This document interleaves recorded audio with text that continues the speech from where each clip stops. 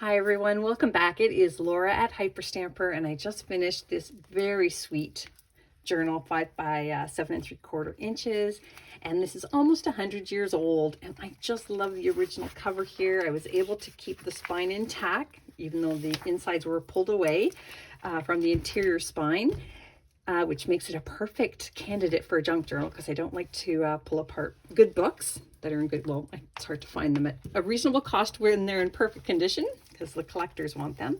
But with this one, I just love the image of this girl here relaxing in her beach chair and knitting, and then this gentleman here resting.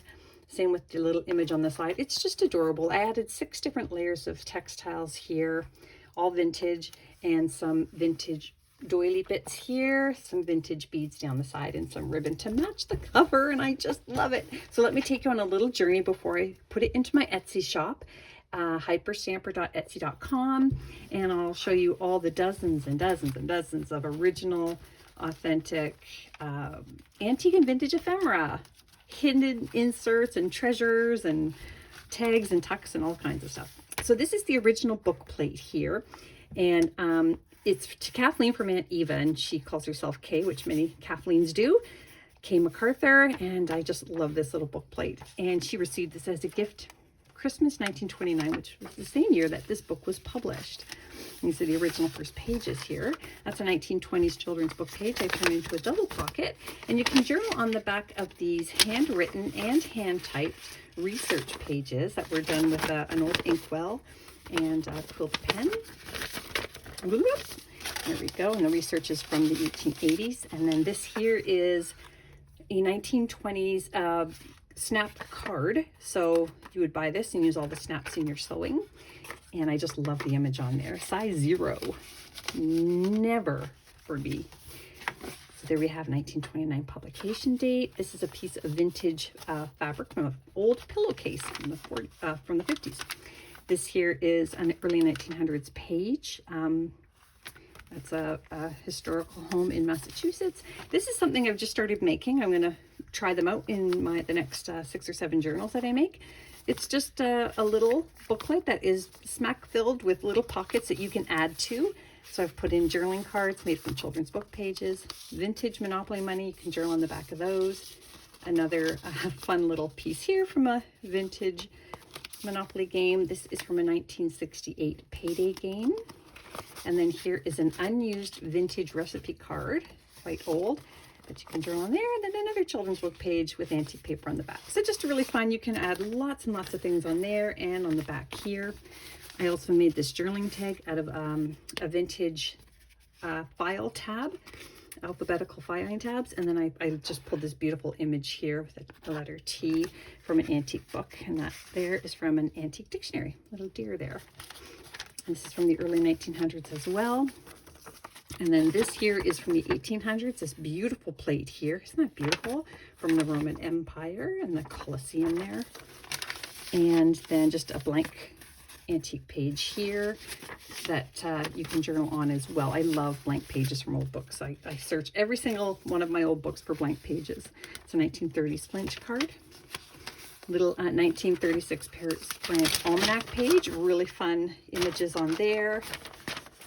And you can always put that into Google Translate to see what it says. This is just a really fun 1940s children's book page that I also turn into a double pocket. And this is just a really cool 1950s page here. How to knit dolls and sweaters. Just so fun. I love them. And that's a crochet book page there. This is a vintage postcard. Look at this gorgeous scene. Look at the sky. It's just lovely. And that is from the 1940s.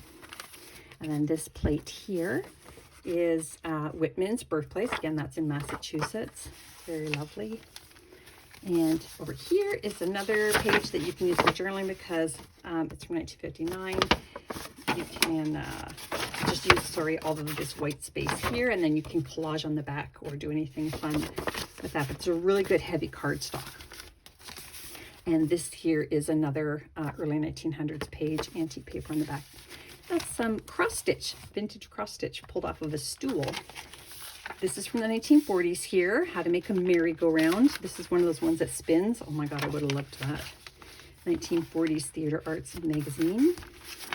And then this is a vintage bird book from the 70s, so about 50 years old, that one. Did you know it has to be 50 years old to be considered vintage and 100 years old to be considered antique? Isn't that cool? That is a vintage recipe book page there. And then over here is a fun 1920s children's book page again. Look at the colors on there, how vibrant they are. They look like it was just printed last week. So beautiful. I love this. June 8, 1939. Isn't that fun? Fun clusters in here too. Another great children's book page there. Vintage. This is another vintage one here. I believe that's Winkin', Blinkin' and Nod. That page. More of this. That's a Connecticut home of famous American authors. And then this is a 1950s receipt. And this is another one of my fabulous Arborite Salesman Samples double-sided. This is a really beautiful one. And so that's why they still call it Arborite to this day, because of the Arborite company. It's just sort of like how we call Kleenex, even if it wasn't made by the Kleenex company. That's your history for the day. This is a 1950s crochet and needlework, embroidery book page. More of that theater arts. This is from Freckles from 1904. And here's another little place that you can journal here. My little cutoffs here of all the different vintage and antique papers that you can use to do your journaling. And I made that pocket out of a doily, vintage doily. Another Massachusetts page there. I love this at the foot of the rainbow. Isn't that beautiful? And then this is pretty precious. Look at this handmade little doily here. Isn't that beautiful? It's actually exquisite. A lot of work went into that. I did not want to cut it up, so whoever owns this journal gets to have that whole piece. This is just really fun. And speaking of fun, it's fun with Dick and Jane. These are really hard to come by. So I attached it so you could see both sides there and the full piece. Isn't that great? Love it. This is another little piece of imagery from a very old vintage book, early 1900s here, a history book from the second reader. And here is a second journaling booklet. So you've got lots and lots of spaces to journal in here. I'm pretty happy with those. Look at that black cat. And then a great cluster on the side here. Those threads there are pulled from the spine of the book. Another blank page here, and this is from 1904. Antique paper on the back. This is the spine of the book Shining Waters. I just thought it was beautiful, so I attached it. That is from 1850 there. Another one of Hogarth's pieces. And this here from the early 1900s is a little picture that some little child has colored in. And I just think that is adorable. And it was actually colored with paint. It's probably the powdered paints that you add water to. In the pocket here, this is from the 50s. Sweet little image. How cute is that? And I have antique paper to the back for journaling. Another great image there, Tom and the Lobster. This is from the back page of a very, very old book. So I just turned it into a little journaling spot. I didn't want to take it apart. And this is just a really great piece here. You'll see the full side of that in a minute. That is the, I believe it's the Queen's coronation. And look at this cool piece. I love this. My sister Dawn used to collect rocks. So every time I see these, it reminds me of her. Look at all these different beautiful rocks. The Earth's surface. So that's fun. Yay. This little piece here is from 1959. It was inside a magazine. You could mail it in for a subscription. A really great cluster up here. And at the very end here, this page is from 1880. And I just think it's spectacular. Dream of Little Christelle. So I left that all together because that's how it left its book. A little pocket here says Summer Days, which I thought was good for this cover. And then this super duper plate here of Queen Alexandra.